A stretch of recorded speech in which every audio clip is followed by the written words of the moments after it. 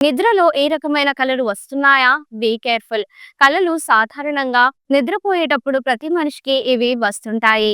చిన్న పిల్లల నుంచి వయోవృద్ధుల వరకు అందరూ కలలు కంటారు. మనం రోజంతా ఏమి ఆలోచిస్తామో దానిపైనే మన కలలు ఆధారపడి ఉంటాయి. అయితే కొందరు కలలను గుర్తుంచుకుంటే మరికొందరు మర్చిపోతుంటారు.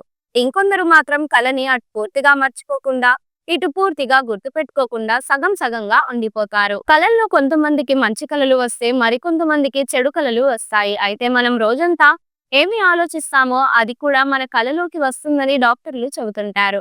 అయితే మనకు వచ్చే ప్రతి కలకు ఒక నిర్దిష్టమైన అర్థం ఉంటుందని, కలలు ఎన్నో రకాలు ఉన్నట్లే వాటి అర్థాలు కూడా విభిన్నంగా ఉంటాయని పండితులు అంటుంటారు. ఇందుకు సంబంధించిన విషయాలు స్వప్న శాస్త్రంలో కూడా పొందుపరిచి ఉన్నాయని స్పష్టం చేస్తున్నారు. కలలో మనం ఆలోచించే విషయాలు కనిపిస్తాయని చెబుతున్నప్పటికీ కొన్నిసార్లు మనం చూడని ప్రదేశాన్ని, స్థలాన్ని కూడా ఎందుకు చూస్తుంటామని కొందరు సందేహం వ్యక్తం చేస్తున్నారు. కొంతమంది అయితే ఏకంగా రాత్రిపూట చెడు కల కారణంగా అకస్మాత్తుగా మేల్కుంటూ ఉంటారు. రెగ్యులర్ గా చెడు భయానక కలలు పదే పదే వస్తుంటే మానసిక ఆరోగ్యంపై ప్రభావాన్ని చూపుతుందని హెచ్చరిస్తున్నారు.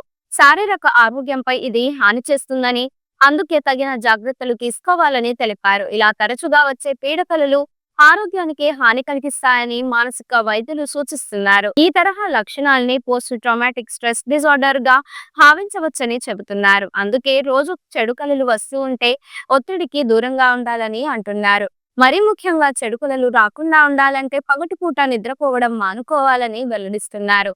రాత్రి పడుకోవడానికి, ఉదయం నిద్ర లేవడానికి ఒక సమయాన్ని నిర్ధారించుకోవాలని సూచిస్తున్నారు. సాయంత్రం 4 గంటల తర్వాత టీ, కాఫీ తాగడం కూడా మానేయాలని వివరించారు. రాత్రిపూట వ్యాయామం చేయవద్దని తెలిపారు. అలానే రాత్రి భోజనంలో పాలు, అరటిపండు తీసుకోవాలంటున్నారు. ఈ వీడియో మీకు నచ్చినట్లయితే లైక్